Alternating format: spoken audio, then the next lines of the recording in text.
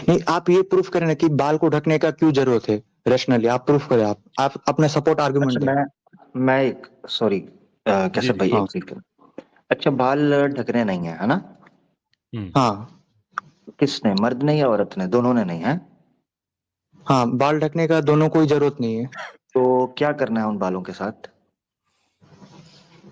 ये मतलब आप जैसे केसर भाई है और उबैद भाई है, तो नहीं नहीं, वो मैं तो आपसे बाल पूछ ढक रहा के हूँ। नहीं नहीं नहीं है। नहीं नहीं, वो मैं उधर की नहीं पूछ रहा, आप बताएं मुझे। मैं आ गया हूँ आपके पास, एक बुद्धिस्ट के पास। हाँ क्या करना है इन बालों हाँ, का? वही मतलब जैसे आप normal day to day life में चलते हो, काम करते हो, वैसे ही अच्छा, ढकने का जरूरत नहीं। डे हाँ टू डे एक रिलीजियस बुद्धिस्ट होने के लिए उन बालों के साथ क्या किया जाएगा, ये बताना है आपने मुझे। डे टू डे नहीं, not a secular, hmm not a modern Buddhist, a religious Buddhist. So जब आप ये कंपेयर करते हैं ना, हिजाब, वैसे तो औरतें, मुसलमान हम्म औरतें भी हैं, वो भी सारे नंगा करके घूम रही हैं। कोई नहीं उनका पकड़ के उनकी जनाब उनको हाँ मारता या कुछ करता। अ रिलीजियस, जब हमने समझना है, बुद्धिस्ट क्या हाँ। करेंगे बालों के साथ? नहीं, यहाँ पे तो हिजाब का कॉन्सेप्ट नहीं है ना कि बालों को नहीं ढकना है, नहीं औरतों नहीं को नहीं ढकना नहीं, है। मैं हिजाब की बात ही नहीं कर रहा। आप समझ ही नहीं आ रही, बालों के साथ क्या करना है? क्या मतलब, समझ में नहीं आया। मतलब क्या ऐसे उसको छोड़े, आप अपना काम करें, यानी कुछ नहीं। उसको छोड़े अपना काम करे। हाँ एक फीमेल जो बुद्धिस्ट है वो मॉन्क बन सकती है?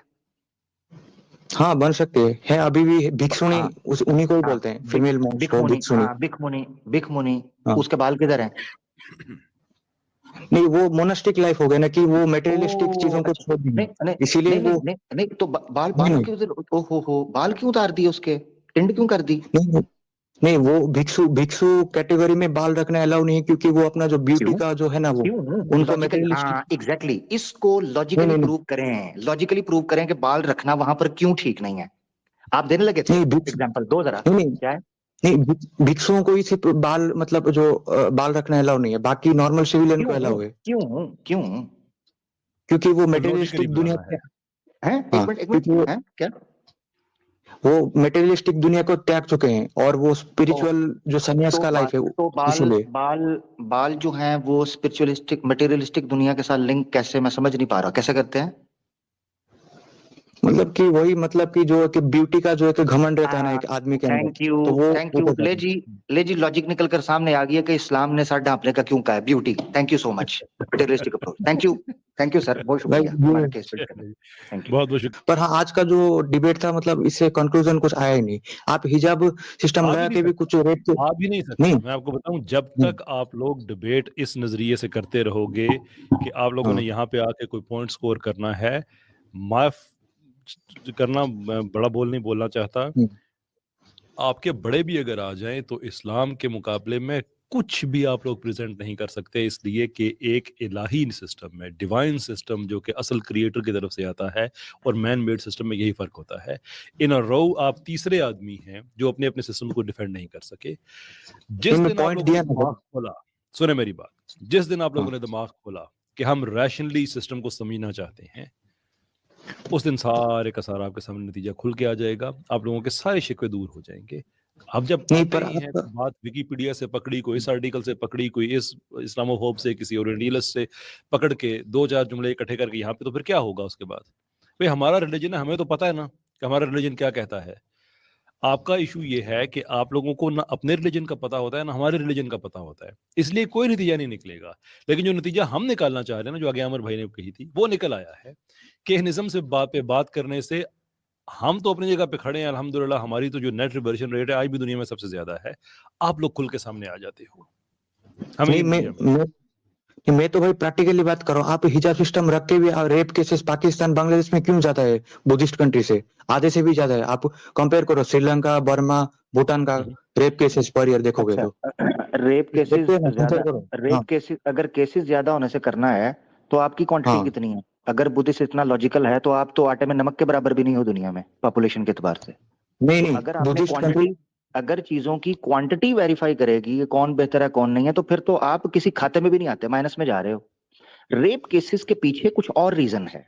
कितनी बार ये चीज रखी गई है, किसी सिस्टम का ऑपरेशनल ना होना उस कॉन्स्टिट्यूशन को या जो लॉ है उसको निगेट नहीं करता, बल्कि उसकी इंप्लीमेंटेशन नहीं है। अगर उस लॉ को इंप्लीमेंट किया जाए, नहीं होगा। कितने रेप केसेस है जिनको सजा दी गई है? सजा दी नहीं गई तो कम कैसे होंगे? ये ऐसा ही है कि वो मरीज घर बैठ के कहे इतने हॉस्पिटल हैं मगर मेरा इलाज तो नहीं होता।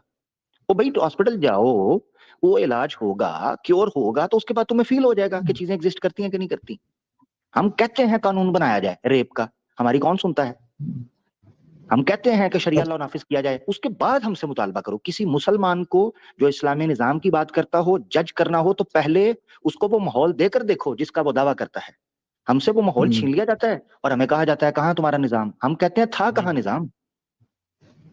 अगर बात तो अगर ऐसा करे तो फिर आपके जो स्कॉलर है वो ये प्राइमरी आर्गुमेंट क्यों देते हैं हिजाब के कि रेप केस कम होगा इसीलिए हम हिजाब रखते हैं? ये उसमें प्राइमरी आ- आर्गुमेंट देने नहीं चाहिए। हाँ, नहीं, प्राइमरी क्योंकि आर्गुमेंट ये देखो, किसने क्योंकि एक मिनट आप किसने दिया प्राइमरी नहीं, आर्गुमेंट? नहीं नहीं, सुने, ये गलत कर रहे हैं आप। हाँ, प्राइम रेप के रुकने का प्राइमरी आर्गुमेंट हिजाब नहीं होता, ये फर्क समझना आपने। हिजाब होता है एक ऐसा आपका मॉडेस्ट कल्चर सोसाइटी के अंदर जो इन चीजों को कूल डाउन करने में और इन बुरे असर को एलिमिनेट करने में रोल प्ले करता है। या मिसाल के तौर पर चोरी है, चोरी करने वाले का हाथ काटा जाता है। कोई भी स्कॉलर ये रीजन प्राइमरी नहीं पेश करता कि अगर चोरी करने वाले का हाथ काटा जाए तो चोरी रुक जाएगी, नहीं। ये एलिमेंट्स है जो ऐड ऑन करते हैं चीजों को। सबसे पहले चीज आती है आप लोगों में शऊर पैदा करो कि वो खुद मुख्तारी जॉब शुरू करें, एम्प्लॉयमेंट जनरेट करो, ज़कात का सिस्टम बहाल करो, ठीक है, वेलफेयर टैक्सेशन जो प्रोग्रेसिव टैक्सेशन है उसको इंप्लीमेंट करवाओ। जब ये चीजें ऐड ऑन होती हैं फिर लोगों के पास एक्सक्यूज नहीं रहता क्राइम करने का, चोरी करने का, ठीक है। अच्छा, जब चोरी करता है उसके पास एक एक्सक्यूज होता है कि भाई मेरे पास जॉब नहीं है, मेरे पास जो है ना वो ग्राउंड नहीं है जिस पर मैं अपने जौहर दिखा सकूं, फिर वो चोरी की तरफ जाता है। उस चीज को जिसको कहते हैं इस्लाम की टर्मिनोलॉजी में बोलते हैं सद्दे बाब, सद्दे जराए, यानी ऐसी चीजों को ऑब्स्टिकल्स बनाना जो बुराई की तरफ लेकर जाती हूँ। सिमिलरली हिजाब क्या करता है? हिजाब रेप के केसेस को कम करने में मदद देता है।